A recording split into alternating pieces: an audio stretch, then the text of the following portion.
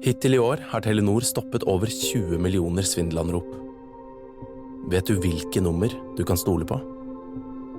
For sikkerhetens skyld har vi inkludert viktige sikkerhetstjenester i våre mobilabonnement, slik at du blant annet skal kunne føle deg litt tryggere når det ringer fra ukjente nummer. Bli tryggere med mobilabonnement fra Telenor. Se Telenor.no. I 2011 hadde jeg en radiopause, men jeg tok opp alle intervjuene på band. Jeg heter Helle Steinkløv, og for første gang i Jernverket-historien får du høre en prat med Jaguar. I 2011 ble Metal Merchants arrangert for 3. gang.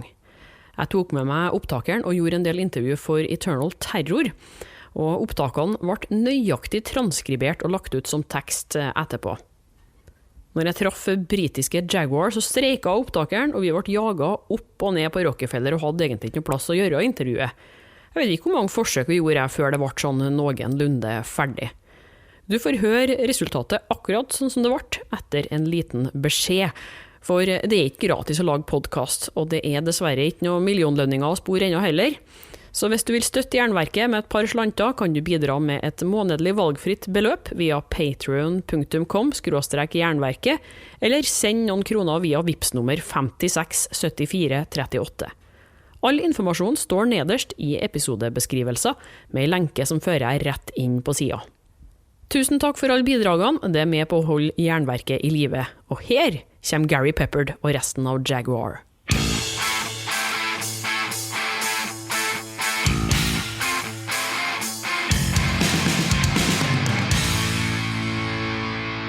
Start from where we left. Yeah, that's okay. And then we can take the first questions again in a shorter. Yes. Do that. Yeah, I think that's better. I think we have to take the round again. Gary here, guitarist Gary. Yeah. Will, drums. Jamie, singer, present. Simon, bass player. Yeah. Before this shit thing died, we were talking about your new album, and you were saying that you were doing it the traditional new wave of British heavy metal way. Yes, of course. Yeah. I mean, we obviously this time was, as Gary stated, was young, foolish, a mistake. Wait Me was a little bit schizophrenic due to I was writing some stuff at the time. I had some melodies, I put it to riffs and we were writing. Run Ragged, was okay. We listened to the fan. This is what they want, so we wrote, Run Ragged, which very, what the band achieved at that point. Very, very, proud of it. And the new material, along the same lines, with the same ethics and the same true to form new wave of British heavy metal stamp. Yeah. Mark, sorry? Yeah, you go on. You are one of many new wave of British heavy metal bands. Sorry, but the guys that has this message. But where are we going to sit? Dere må sitte oppe, som jeg sa. Nei, de sendte oss ned for at det var stillere rom her. Opp der så er det jo dritmye bra. Det er ingen andre rom. Der sitter band. Det er backstage som de har. Så vi må gå opp igjen. Okay. Det var det jeg sa. Ja, jeg vet, men jeg ble sendt ned igjen. Jaguar, take 2111. This is it. This is how our new album's going. We will get there, don't we? Yeah. Okay. We were talking about all the new wave of British heavy metal bands that are coming back these days, and you're one of them. You have a pretty long comeback now, really. Yeah. But what do you think is the reason all these bands reform and fans are coming back to the old wave of heavy metal? Well, it's different in Europe than it is in the UK. For starters, It is. Because the market for older, more traditional types of metal styles and bands is far more in demand in Germany, Holland, places in Europe than it is in the UK. And we did do a recent gig in the UK, which actually was pretty good as far as people turning up and going to gigs. But in the UK, often you find if you're playing something that seems a little bit old-fashioned or dated in any way, they're not interested. And the young kids that have got all the money to go to gigs, they're listening to completely different stuff. For the majority of them, they're listening to R&B and all the crap that's on MTV all the time, and we don't fit into that at all. So it makes more sense for us to come to Europe and do shows where the fans really love it, which obviously is what tonight is all about, than it does to gig in the UK. Although we do some shows there, and it's more difficult in the UK. A lot of youngsters are getting back into the old school though, and listening to the old school, downloading, possibly even borrowed what's left of the dad's collection. And I think a lot of the sort of new metal or emo metal bands have had influences from the old school, and I think some of them are going back and listening to the old school, because of this nod towards it, and they're probably fed up of hiss the verse, scream the chorus, quiet bit, loud bit, quiet bit, loud bit, and I hate my dad. They want to hear some good melodies and some good riffs. That could be a reason. It might not be, but I mean, as far as older bands reforming goes, I think it doesn't necessarily ring true with Jaguar, because obviously Gary reformed the band quite a while ago now. But I think a lot of bands that were famous in the 80s, or at least achieved some success in the 80s, and then had a long period where the band was split up and they didn't do anything musically or whatever, they're just doing their 9-to-5 jobs, which, as we all know, is pretty dull, it's pretty boring. So maybe, you get to the age of 40, 45 and you think, well, why don't I just put the band back together or get a band together, almost like a midlife crisis sort of scenario. Could well be. Is this true, Gary? That's what my wife tells me.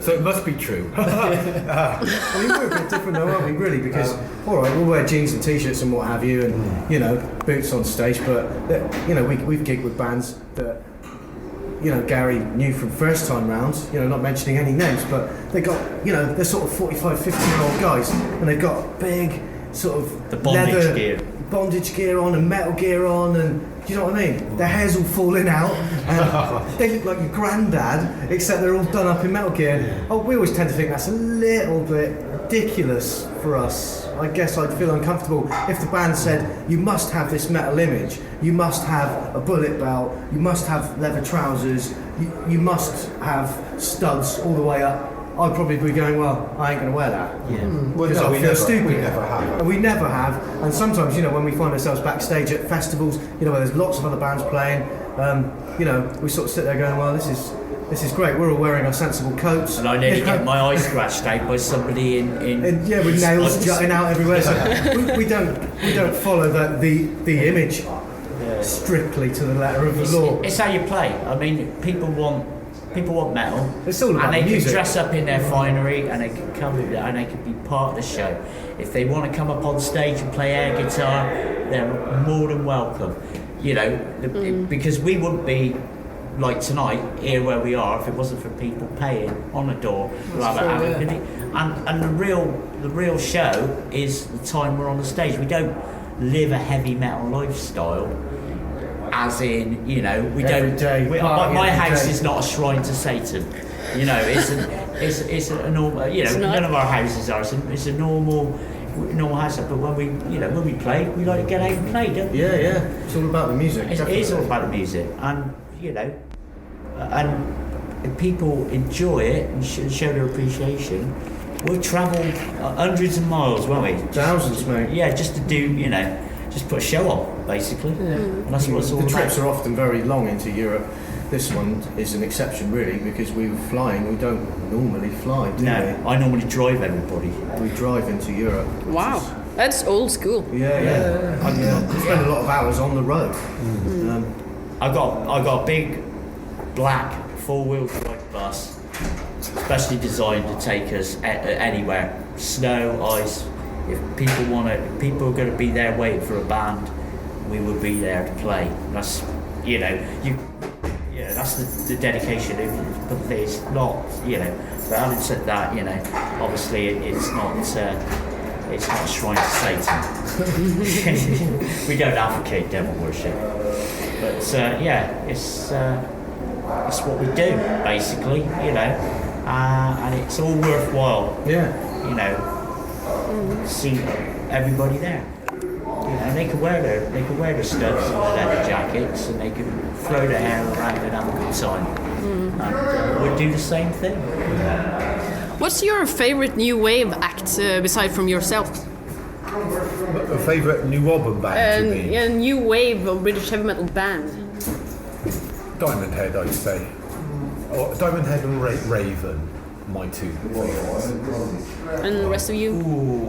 Got to give a nod to Maiden, haven't you? Well, I almost don't class them. Yeah. I meant lesser than Diamond Head as well. Definitely. But apart from Maiden, shall we say? Yeah, Raven, I've always liked. I love Maiden. Yeah. I got to admit, it's were they class? Well, they were classes. Some people argue the toss about it, and because they. Def Leppard weren't they? Def Leppard, yes, that's right. Yeah. Def Leppard and Maiden were the first two that Jeff Barton and Sounds wrote about. Yeah. And coined the phrase. Yeah. New wave. Got to be made for me. But it depends whether you do you include Maiden in that or not? Yeah, of course. Because Maiden and Saxon, although they're a NWOBHM band, they did become successful, and I almost don't class them as that anymore. They've almost transcended that, but they were. They were. When yes, they were. A lot of respect for Iron Maiden. But apart from Maiden, shall we say, Diamond Head and Raven would be my favourite too. What do you think about the Metal Merchants Festival? This is a festival that prizes all the old bands. And what do you think about this initiative? Yeah, it's good. Yeah, we don't know too much about it yet. Obviously, it's our first time here. I only know really what I've sort of learned off the net, really. Yeah. First time in Norway. Yes, I've never been here before. So it's all totally new, really. It's good that people do it, isn't it? Yeah, this sort of festival, as I'm sure you know, happens all the time in different countries, doesn't it? Getting, as you say, old school acts out and so on. But, this is our first time, so it's all pretty new. Ingen gjør det her, eller? Nei, det må gå ned. Helt ned. Helt ned? He was asking for beer, Yeah, just you continue. What was I saying? I've forgotten. About all the festivals, old school. I don't. Well, we'll see. We do a lot of tonight. festivals similar to this, as in other European countries. So, if it's along those lines, which it seems to be, medium-sized venues with a decent crowd that have obviously come to, watch and listen to metal bands, so it should be great. Hittil i år har Telenor stoppet over 20 millioner svindelanrop. Vet du hvilke nummer du kan stole på? For sikkerhetens skyld har vi inkludert viktige sikkerhetstjenester i våre mobilabonnement, slik at du blant annet skal kunne føle deg litt tryggere når det ringer fra ukjente nummer. Bli tryggere med mobilabonnement fra Telenor. Se Telenor.no. Kiwi jobber hver dag for å være Norges billigste lavpriskjede, og nå presser vi prisene på hundrevis av julevarer. På 1–1,5 kilo Lerøy lutefisk av torsk presser vi prisen fra 159 helt ned til 149 per kilo. På 300 gram Lerøy laksefilet uten skinn presser vi prisen fra 99 helt ned til 79,90. Prisene gjelder helt fram til 31. desember. For det er vi som er prispresserne, og vi i Kiwi gir oss aldri på pris. God jul!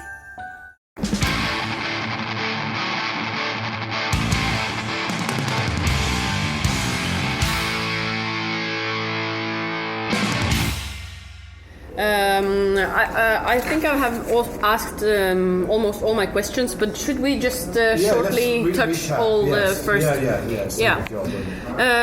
Gary, could you tell me about your forming 79? Yeah, 79, the end of 79, early 1980. It was Jaguar was put together by myself and the Jeff Cox, the bass player, because we wanted to play stuff that we really liked. We were in bands and not really playing stuff that we were really into. So we decided to we'll do it ourselves. Start from scratch with a new band and play exactly what we wanted to play, not what anyone else wanted to play. And it grew from that. Really, it grew out of at the time. We were into Judas Priest and UFO and Sabbath and Van Halen and stuff. So that's the stuff we loved listening to, and naturally that was what we wanted to play, I guess. Similar rock. And I was also into like punk, Sex Pistols and the Clash. I still do, love all punk as well. So I think there was an element of punk in there too, But yeah, we just for some reason we just liked playing fast. The faster we played, the more we liked it. So that was kind of a happy accident, really. But yeah, because at that time there weren't too many bands playing fast metal. Really, it was, not many. I mean, when we first started, there was us and Raven. Metallica were they only had a demo tape at that time. They didn't even have an album out. And then there was Venom. This is the Neat Records thing, I suppose, wasn't it? That really kind of started it.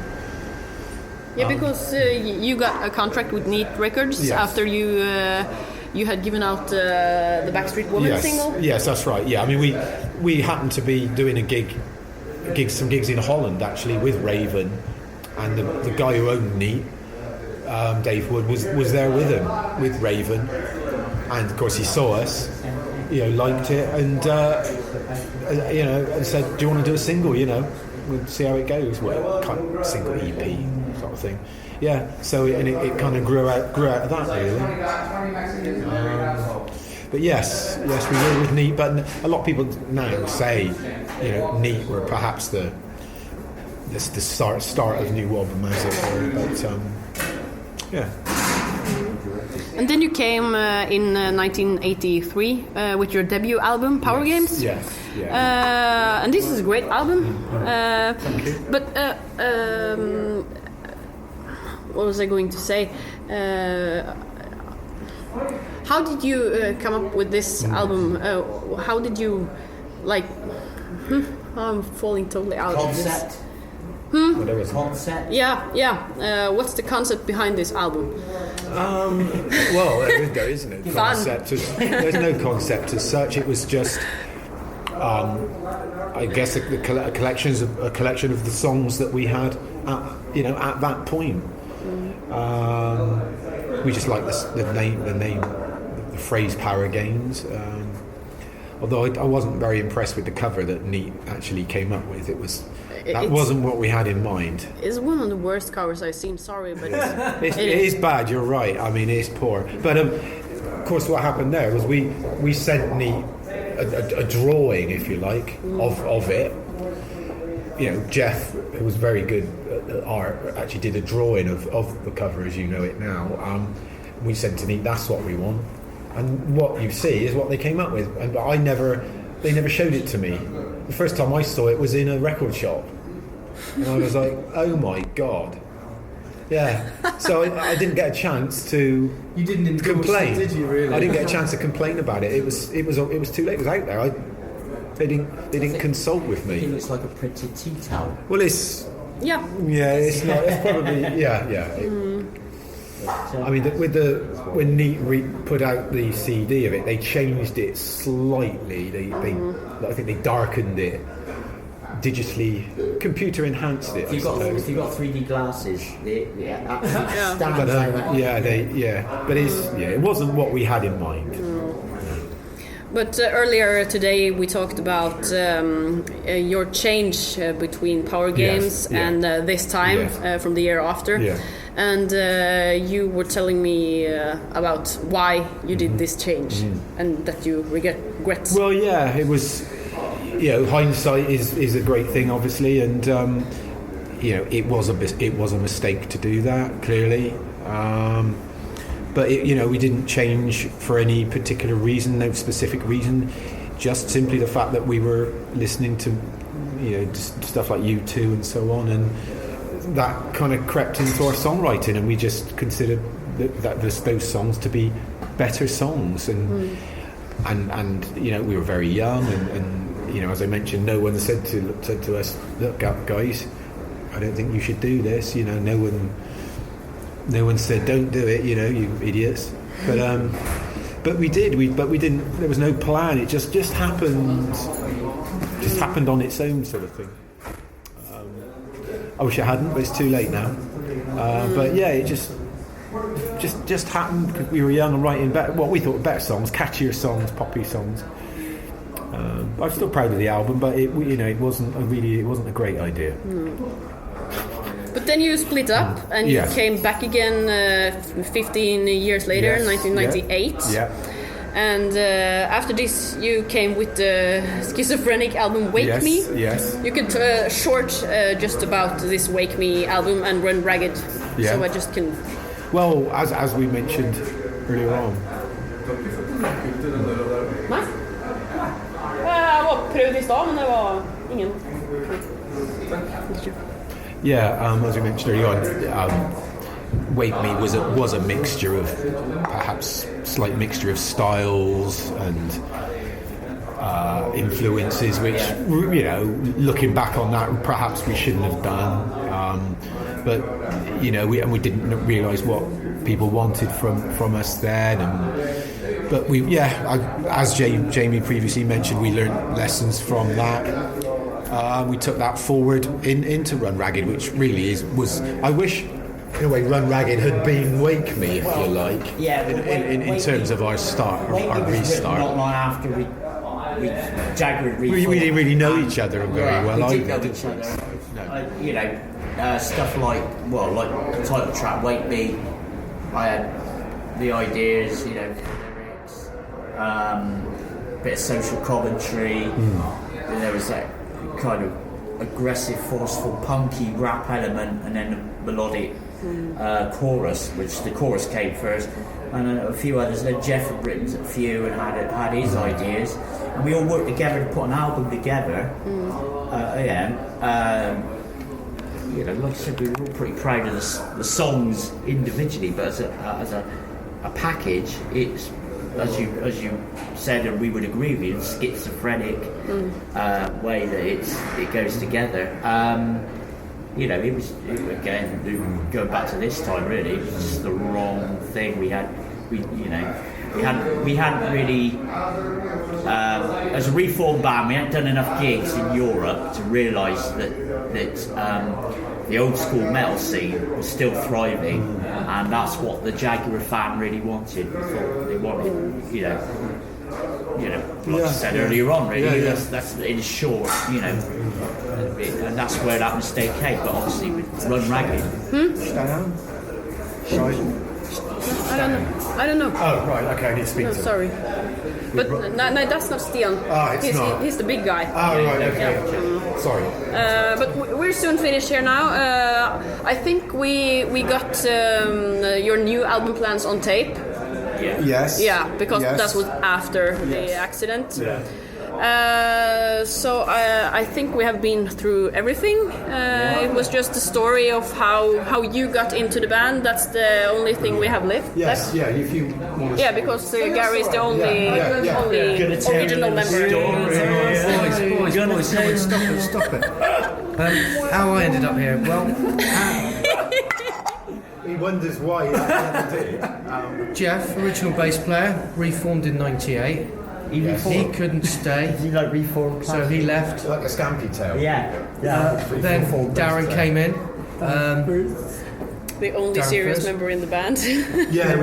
But Darren came in for Jamie. Yeah, I've known Jamie was in the I've known band with Darren him. about 15 years. So he then took the bass on. Darren left about 5 or 6 years ago now, and the old drummer Nathan got in touch with me. I'd never heard of Nathan. I didn't know him. I didn't know Gary. Despite the fact he lived around the corner from I live around the corner from him. We'd never met. I was advertising online for musicians and bands, struggling a little bit to find what I wanted, and then Nathan got in touch. So we met up at the local pub. Me and Gary realised that we lived about 2 miles away from each other. And they said, all right, well, let's try it. Here's a CD, here's 30 tracks. We're going to Germany in 2 weeks. Yeah. So I went home, oh my God. spent 2 weeks, learnt the songs. Then we drove to Germany together, and that's when I really got to know the guys. Did the gig, and they said, right, you're in. So I was like, okay then. And it's been that way ever since. Will, on the other hand. Trial by fire. Can you invite Jamie? Been in the cover band. Been in the band about a year, haven't you? Yes, just over a year. But like I said, I've known him since he was 13. So me and Jay played a cover band together. Yeah. For 3 or 4 years, haven't we? Yeah, we have. And obviously prior to that, I knew Will when he was, like I said, 13, and he'd gone off and he'd done every crap job going to earn some money to buy a decent kit, pay for training. He's been to the States to train, haven't you? Rock camps and stuff like that, played with Roger Daltrey, done all sorts of stuff, all through his own funding. Like I said earlier on, I got a lot of respect for him. He's to better himself as a drummer and a rock and a metal musician. Gave him a go. And I know him character-wise, and can vouch for him. We're a solid unit now, though, aren't we? As far as the personalities go, we're all very close friends, as well as sort of band members. Yeah. The band is much more social now, I think, especially when I first joined. We do, we see each other more often. We've got more gigs in the calendar. Yeah. Year on year seems to be more gigs coming in for us, and the material, the writing of the newer material seems to be stronger. Yeah. It's sticking to the roots, but still has that. It's just something a little bit different, isn't it? Yeah. So we all seem to be working towards the same goal of writing another either Power Games or Run Ragged. We know that this is the direction that we have to go with regards to writing. Any other ideas? Fair enough. But with Jaguar, we know what Jaguar is. Jaguar is about, hopefully it'll be the album out this year. Yeah.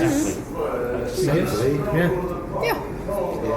Well, I think we just quit it here, because now we have talked for almost an hour. So, but I guess this isn't the worst you have seen ever in your 30-year-old career. I guess. I don't know. I don't partake in interviews normally. I let Gary do all the talking. But we do.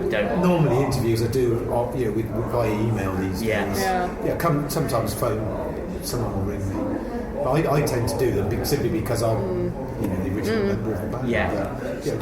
They can do it. That's I like that everyone, that many of you were at the interview, because then I get to hear what the rest of the band. Yes, exactly. Everyone's got something to say. So I mean, that's fair. Isn't it? Look at it. What I do is only on the stage. What I say on a tape, what gets written, is not going to change the world. No. And might read it in 10 years' time and think, oh, God, I'm talking like an idiot. You know what I mean? So that's why I don't really. It'll be 10 minutes' time, mate. Not. You're going to tell me that, right? All right. But thank you very much, and good luck tonight. I'll probably see you around. Yes. And I want to take a picture for the web scene, if it's okay. Yes. I just cross your fingers, please. Does that take photos as well? Du har hørt et Jaguar-intervju innspilt i 2011. Like under NWOBHM anbefaler jeg videre lytting på episodene med Diamond Head, Satan og Saxon. Neste vekka får du en eksklusiv prat med et band som ikke lenger finnes. Merciless fra Sverige.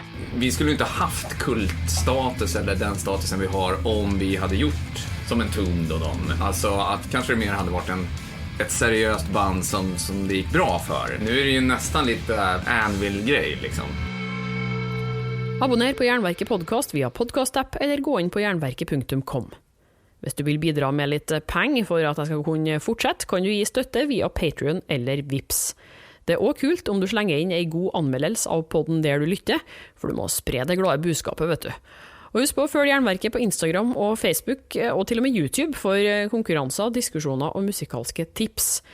Helle Steinkløv, det er meg. Jeg gir deg et nytt eller gammelt hardrock-intervju hver fredag. Vi høres! Over 70% av alle nye nettsider er laget kun for å svindle oss. Er du sikker på at du klarer å gjennomskue alle? For sikkerhetens skyld har vi inkludert viktige sikkerhetstjenester i våre mobilabonnement, slik at du blant annet kan surfe sikrere. Bli tryggere med mobilabonnement fra Telenor. Se Telenor.no.